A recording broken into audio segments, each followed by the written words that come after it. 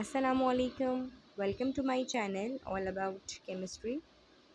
Hope you all are fine. I am your teacher Miss Sana, and the topics which I covered in this tutorial is taken from your grade 10 book. So students, let's watch this video. Today we will cover two short topics. Number 1, conditions for equilibrium. Number 2, ways to recognize equilibrium. From chapter number 9, chemical equilibrium. The objectives of our class is, at the end of this lecture, students will be able to explain conditions for equilibrium and to identify the ways to recognize equilibrium. Okay, so let's start with our first topic, which is conditions for chemical equilibrium.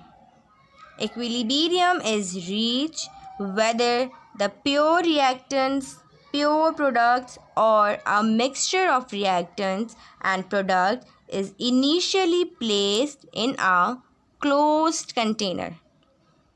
Equilibrium is achieved only in a closed system. Question is why? So students, do you remember that I told you in my previous tutorial that equilibrium is established when the rate of forward reaction and the reverse reaction becomes equal, and in an open container some of the molecules are escape out from here. That's why equilibrium cannot establish in an open container. And in an closed container, equilibrium is established. Why? Because none of the molecules are escape out from here, because container is closed. So, I repeat, equilibrium is reached whether pure reactants, pure products, or a mixture of reactants and products is initially placed in a closed container. In any of these cases, a condition will eventually be reached in the container such that the forward and reverse reactions occur at exactly the same rate. This leads to a situation where the concentration of reactants and products remains the same as long as these following conditions are observed. Condition 1. Concentration of none of the reactant or product is changed. Means we do not add any amount of reactant and product. Students, keep in mind that these all conditions is required to maintain equilibrium. Condition number 2, temperature of the system is kept constant. This means that temperature should not be changed. Condition 3 is pressure or volume of the system is kept constant. This also means that pressure or volume should not be changed. The third and second condition can only be done in a closed container, because in a closed container no amount of heat can leave or enter to the system. So, how to find that equilibrium is obtained? So, students, the second topic is ways to recognize equilibrium, or to find out that equilibrium is obtained or not. So, there are two methods to find concentration of reactants and product at equilibrium. Number 1, physical method.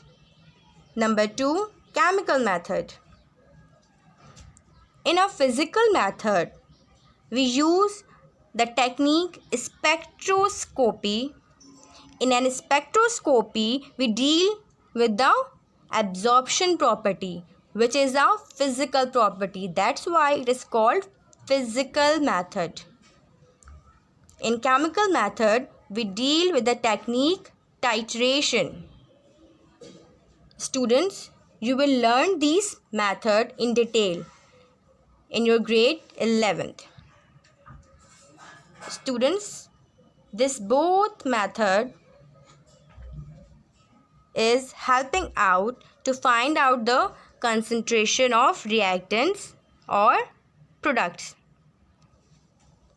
Let's have an example. In a closed container, we put 10 moles of reactant. So initially, product concentration is 0 and reactant concentration is 10 moles. But after some time, we find the concentration of products.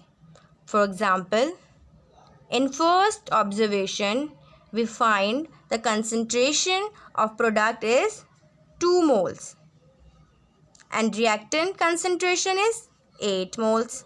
Reactant concentration gradually decrease and product concentration is gradually increase. In third observation, we will find the concentration of product is 3 moles.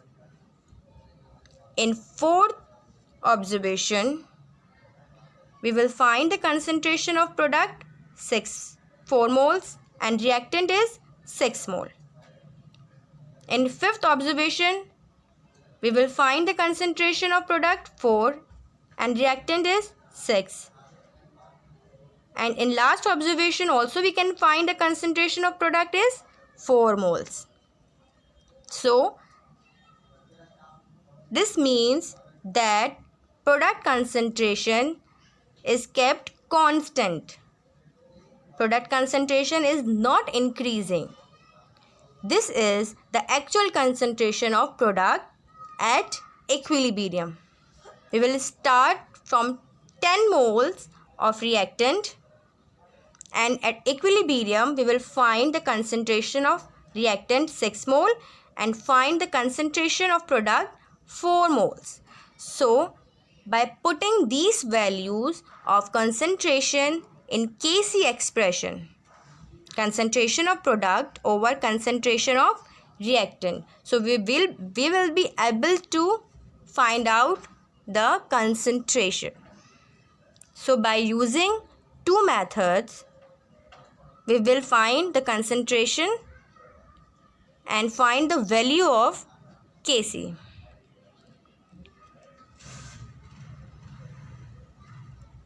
Okay, so equilibrium state of a chemical reaction can be determined by determining the concentration of reactants and products at regular intervals. When constant concentration of products and reactants is observed, the reaction is at equilibrium, as I have told you in previous example. So, let's have a very quick recap for you. We will discuss reversible reaction, chemical equilibrium. Reversible reaction, a reaction in which the products can react together to reform the original state, is called reversible reaction. And chemical equilibrium is a state of chemical reaction in which forward and reverse reactions takes place at the same rate, is called chemical equilibrium. Forward reaction means reactant produce product and the reverse reaction means product produce reactant. Okay, equilibrium is achieved in a closed container, as I have told you. There are two methods to find out the concentration. Physical and chemical method is used to recognize equilibrium. Equilibrium is recognized by knowing the concentration of reactants and a product.